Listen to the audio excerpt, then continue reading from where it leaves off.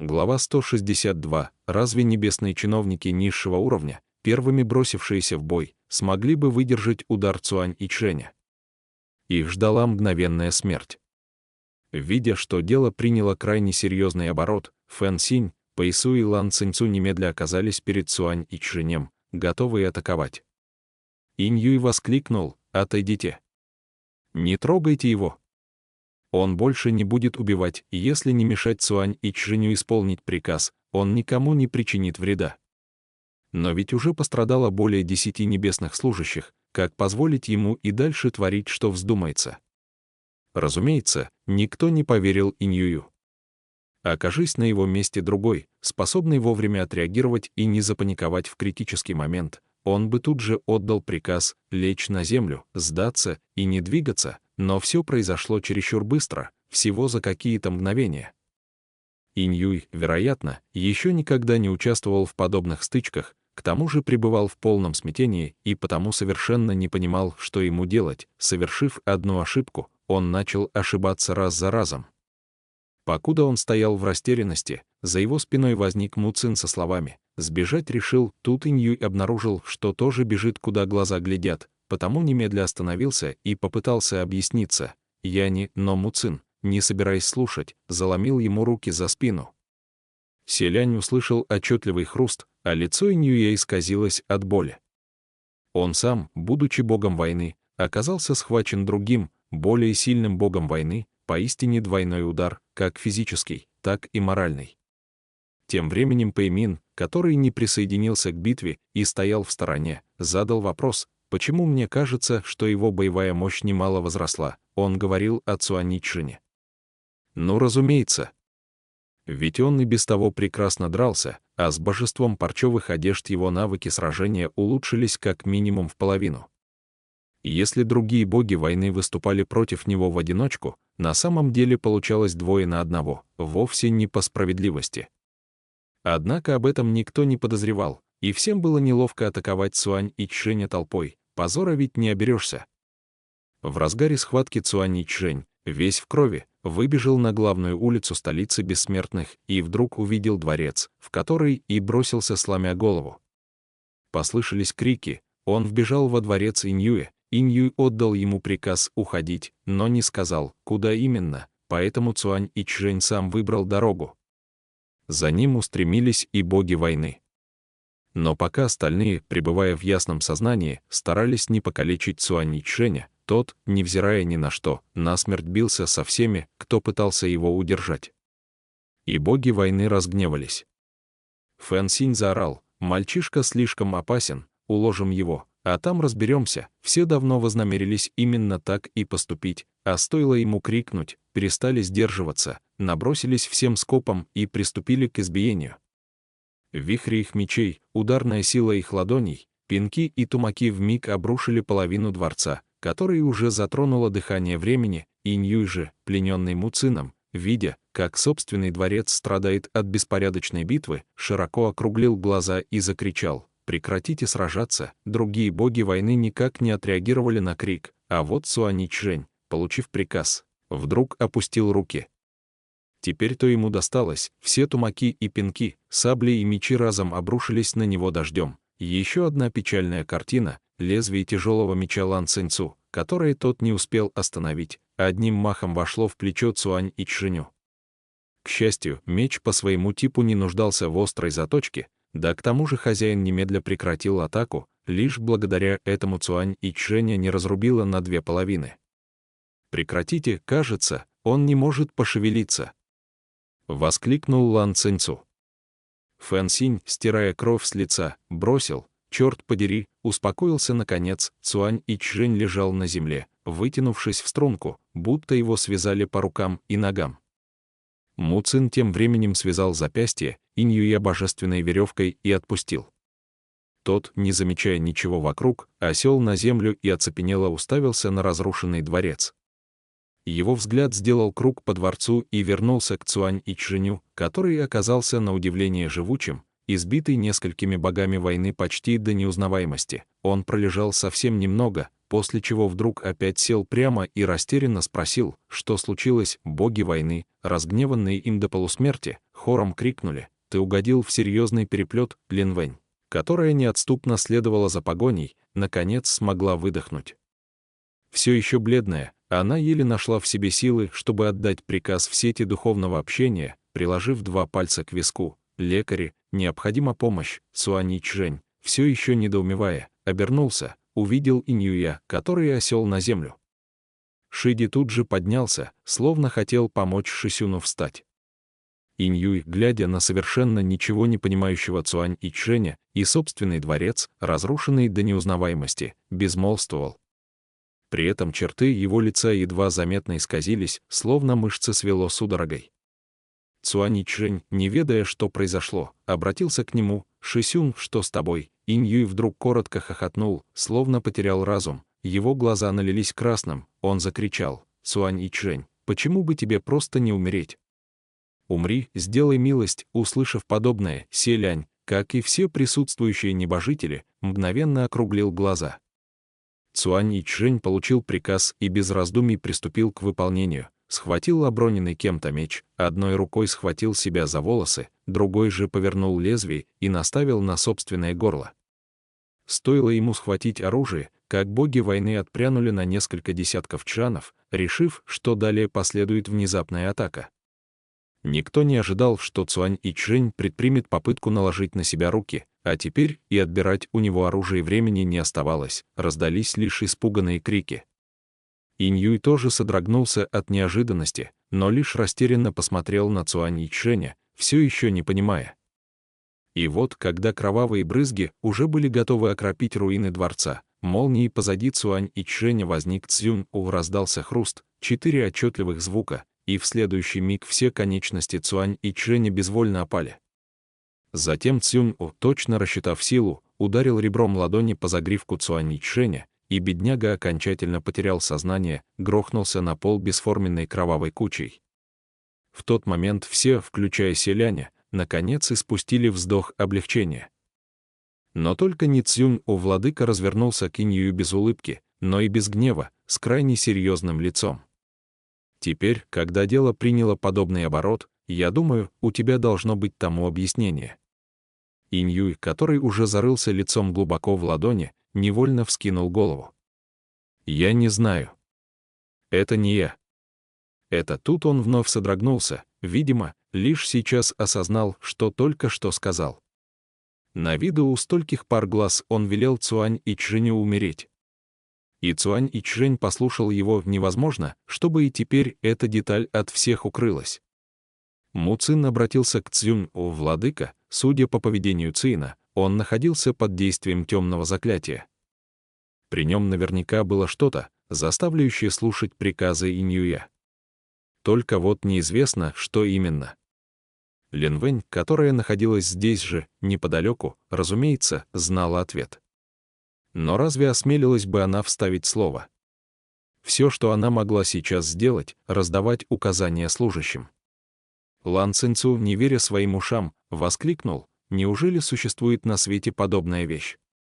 Тут кто-то ворвался в толпу, расталкивая всех. Это был Цзянь Юй. Очевидно, он отправился на поиски Иньюя и, не найдя его больше нигде, вернулся во дворец, поэтому пока не знал, что конкретно произошло. Он вскричал: «Что вы делаете? Что здесь? Что с нашим дворцом? Что здесь случилось? Кто его обрушил?» Цзюнь-У медленно приблизился к Иньюю. «При помощи чего ты управлял им?» Его тон не был суровым, но безграничная давящая мощь, скрытая в голосе Цзюнь-У, не давала свободно вздохнуть. А от его взора сверху вниз в душе и подавно зарождался страх. Селянь в свое время тоже натворил бед, но ему никогда еще не приходилось видеть Цзюнь-У таким. Выходит, тогда владыка поистине проявил к нему чрезмерное милосердие и снисходительность. В душе Иньюя все перепуталось, как клубок пеньки. Селянь понимал, что недостаточно крепкой психикой, неспособностью быстрого реагирования тот похвастаться не мог, а теперь и вовсе не нашел слов в свое оправдание. Не дождавшись ответа, Цзюнь-У произнес: «Ладно. Не скажешь, я узнаю все равно. Дело в его доспехе, верно, конец. Конец. Всему конец. Инь-Юй, сидя на полу, вновь обхватил голову руками. Кругом поднялись захлестывающие волны голосов. Поистине случай этот поверг меня в потрясение. За несколько сотен лет мне не приходилось в чертогах верхних небес сталкиваться с таким невообразимым происшествием. Один небесный чиновник захватил контроль над сознанием другого небесного чиновника и заставил его учинить смертоубийство, умертвить более десятка небесных служащих, а потом убить себя самого. Какое коварство! Цзянь-Юй побелел лицом. Стоило ему услышать в толпе обсуждение преступления подобного масштаба. И все же он, стиснув зубы, ринулся вперед и пал перед Цзюнь-У на колени. «Владыка! Этот доспех! Я дал Цюань-Ичжэню, Инь-Юй ни в чем не повинен». Инь-Юй самую малость пришел в себя, услышав его, и хрипло позвал: «Цзянь-Юй, Цзянь-Юй же», собравшись с духом, громко произнес: «Сначала я лишь хотел проучить мальчишку, но не думал, что все обернется таким кошмаром». Цюань-Ичжэнь без сознания лежал в луже крови, его уже окружили лекари и другие небесные служащие.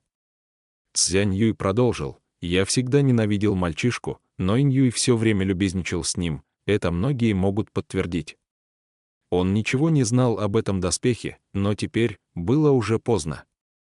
Никто и ни за что не поверит, что Инь-Юй не виноват. Так и вышло, кто-то тут же сказал: «Ты ведь младший служащий дворца Инь-Юя, и даже ты до такой степени ненавидел Цюань-Ичжэня, что решил навредить ему». Тут и думать нечего, главное божество вашего дворца наверняка относится к нему ничуть не лучше. Кто-то съязвил: он ничего не знал. А если не знал, как мог приказать ему умереть? Только не говори, что он просто пошутил. Если первоначальную реакцию Инь-Юя можно было объяснить и списать на смятение, то последнее брошенное им «умри» не оставило ни единого шанса на оправдание. Селянь вспомнил, что Лин Вэнь, упоминая об этом случае, выразилась Инь-Юй пошутил, тем самым, можно считать, прикрыла его вину. Цзянь-Юй все еще не мог поверить в происходящее. «Что? Что за ерунду вы несете? Как Инь-Юй мог такое сказать? Он всегда рассыпался перед мальчишкой в любезностях, как он мог велеть ему умереть? Инь-Юй, ты ведь не говорил. Ты ведь такого не говорил. Ты не мог сказать», но Инь-Юй не ответил ему, только закрыл глаза. Видя, что Цзянь-Юй никак не желает признавать фактов, остальные просто остолбенели. «Да ведь мы своими ушами слышали, как это можно отрицать?» Цзянь-Юй вспылил: «Здесь наверняка какое-то недоразумение». «Вы многого не знаете, не имеет значения, недоразумение ли это и все ли мы знаем. Будь недоразумение хоть с небеса величиной, оно не оправдывает желание убить собственного Шиди». Оба, Инь-Юй и Цзянь-Юй, прикусили язык. Поэтому другие чиновники продолжили обсуждение. Я слышал, что с тех пор, как Цюань-Ичжэнь основал собственный дворец, служащие дворца Инь-Юя стали его игнорировать. Каждый раз, когда он являлся с визитом, ему сообщали, что главного божества на месте нет. Мне это сначала казалось странным, а оказывается, они уже давно его не выносили. Кстати говоря, а ведь несколько дней назад на пиршестве в честь середины осени кто-то не узнал его. Мне и тогда лица этих двоих показались чересчур недовольными. Против таких фактов поспорить было невозможно, в отличие от вывода, который сделали небожители. Этот случай мне тоже известен. Да, неловко вышло. Но ведь не до такой степени, чтобы сотворить подобное, да уж. Неужели он так злопамятен? Глаза Цзянь-Юя налились кровью, он громко закричал: «Я же сказал, его высочество здесь ни при чем, это все только моих рук дело. Я ведь признался, о чем тут еще рассуждать? Но теперь не отмоешься, хоть прыгни в Хуанхэ». В глазах сторонних наблюдателей слова Цзянь-Юя самое большее доказывали, что Инь-Юй избрал себе зловредного, но преданного подчиненного. К тому же все оправдания разбивались об один факт: но ведь приказал Цюань-Ичжэню умереть вовсе не кто-то другой. Видя, что споры разгораются все яростнее, Цзюнь-У мрачно повелел увести обоих. Лин Вэнь остаться присмотреть за Цзиином.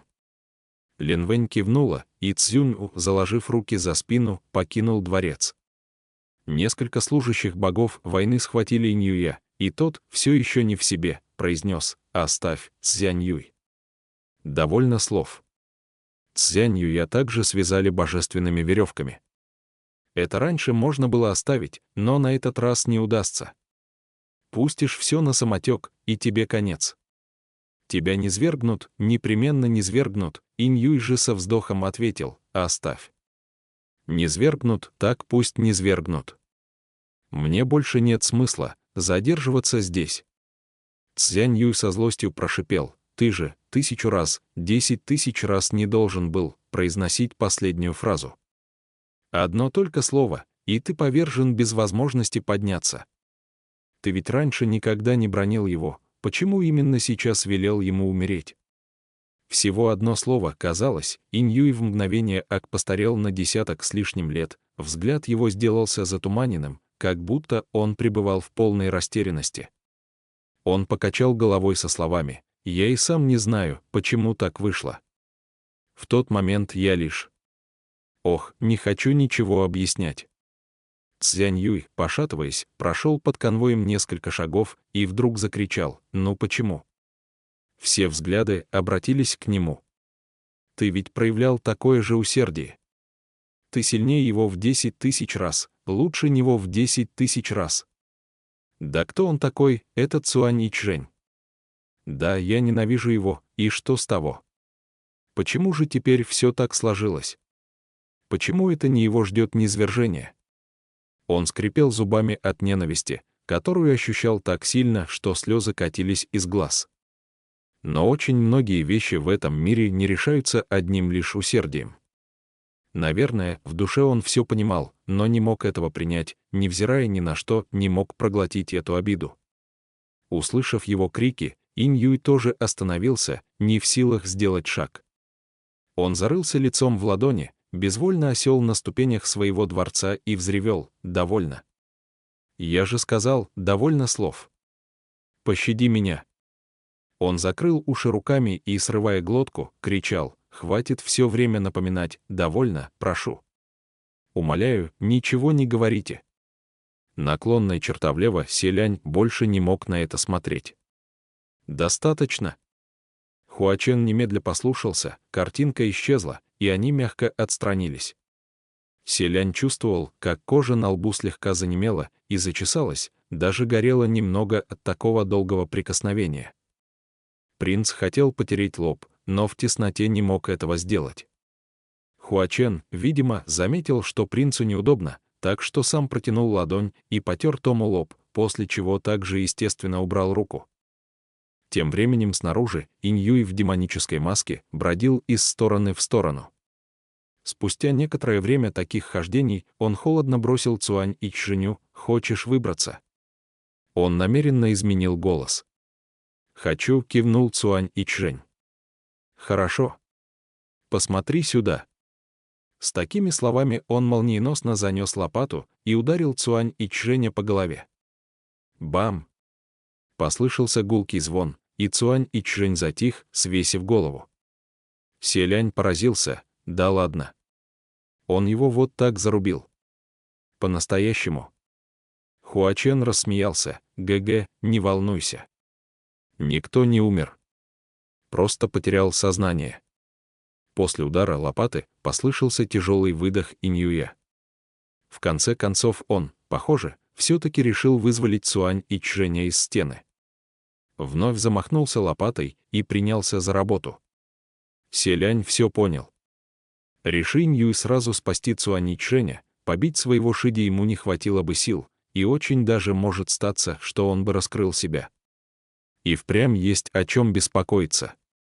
Случившееся между этими двоими — сплошной повод для беспокойства, и еще неизвестно, кому пришлось тяжелее.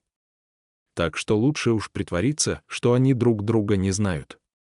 Селянь спросил: «Сань Лан, наверное, нам тоже пора найти способ выбраться отсюда?» Хуачен, кажется, был весьма доволен их теперешним положением. Так скоро Селянь, не зная, плакать ему или смеяться, отозвался: «А как же? Или ты хочешь здесь поселиться, и если вместе с ГГ, то почему бы и нет?» «Ладно. Я пошутил. Он сделался серьезным и ладонями накрыл уши селяня. «Что ты делаешь?» — спросил селянь. Хуачен улыбнулся. «Ленюсь выбираться шаг за шагом, просто взорву его изнутри, и готово». Селянь было задумался, не заденет ли взрывом других людей, проглоченных горным чудищем, как вдруг резко переменился в лице и сказал: «Постой». Хуачен опустил руки с точно таким же, как у принца, выражением лица. Оба внимательно прислушались. Спустя еще мгновение селянь шепотом спросил: «Слышишь?» Хуачен мрачно ответил: «Слышу». С одной стороны стены, где они оказались замурованы, Инь-Юй работал лопатой повелителя земли. А с другой стороны тоже кто-то находился, и этот человек с кем-то говорил. Помощи серебристых бабочек не потребовалось, селянь и Хуачен сами услышали этот звук, поскольку человек находился очень-очень близко к стене, создавалось ощущение, что он говорит, прислонившись к камню. Селянь задержал дыхание и прислушался. В тишине до него донеслись гулкие, прерывистые и нечеткие фразы, вроде «съел верхние небеса» и «боги войны». Сердце принца дрогнуло, они с Хуаченом переглянулись и стали старательно продвигаться в сторону, откуда доносился звук. Голос принадлежал мужчине, который, казалось, с кем-то разговаривал, после каждой сказанной им фразы следовала пауза. Однако селянь не слышал ответов его собеседника. Возможно, тот находился чуть дальше. Они незаметно переместились ближе к источнику звука и смогли расслышать яснее. Пусть фразы по-прежнему звучали нечетко, все же селянь мог уловить более полные отрезки.